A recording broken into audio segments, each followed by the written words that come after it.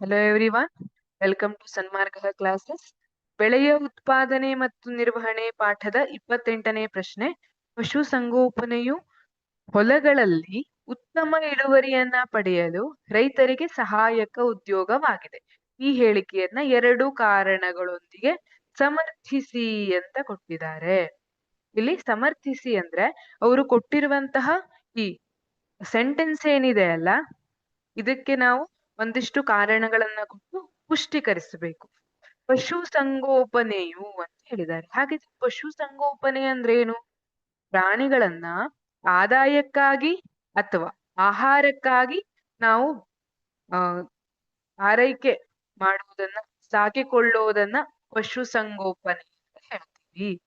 ಹಾಗಿದ್ರೆ ಈ ಪಶು ಸಂಗೋಪನೆ ಹೊಲಗಳಲ್ಲಿ ಉತ್ತಮ ಇಳುವರಿಯನ್ನ ಪಡೆಯಲಿಕ್ಕೆ ರೈತರಿಗೆ ಹೇಗೆ ಸಹಾಯಕ ಆಗಿದೆ ಅಂತ ಕೇಳ್ತಿದ್ದಾರೆ ಅವರು.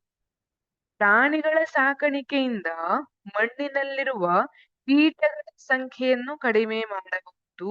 ಉದಾಹರಣೆ ಕೋಳಿ. ಈಗ ಕೋಳಿಗಳೇನ್ ಮಾಡ್ತವೆ, ಕೆಲವೊಂದು ಮಣ್ಣಿನಲ್ಲಿರುವಂತಹ ಕೀಟಗಳನ್ನ ತಿಂದು ಬಿಡ್ತವೆ. ಹಾಗಾಗಿ ಆ ಕೀಟಗಳ ಸಂಖ್ಯೆಯನ್ನ ಕಡಿಮೆ ಮಾಡಿ, ಕೋಳಿ ಸಾಕಾಣಿಕೆ ಕೇಳಿರ್ಬಹುದು ನೀವು ಅಲ್ವಾ?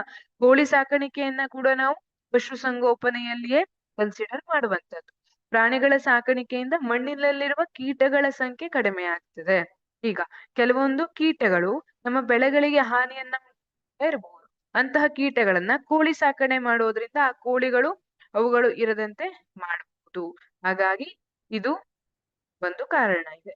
ಮತ್ತೆ ಈಗ ದನ ಕರುಗಳನ್ನ ಅಥವಾ ಕುರಿಯನ್ನ ಸಾಕಣೆ ಮಾಡಿದ್ರು ಅಂತ ಇಟ್ಕೊಳ್ಳಿ.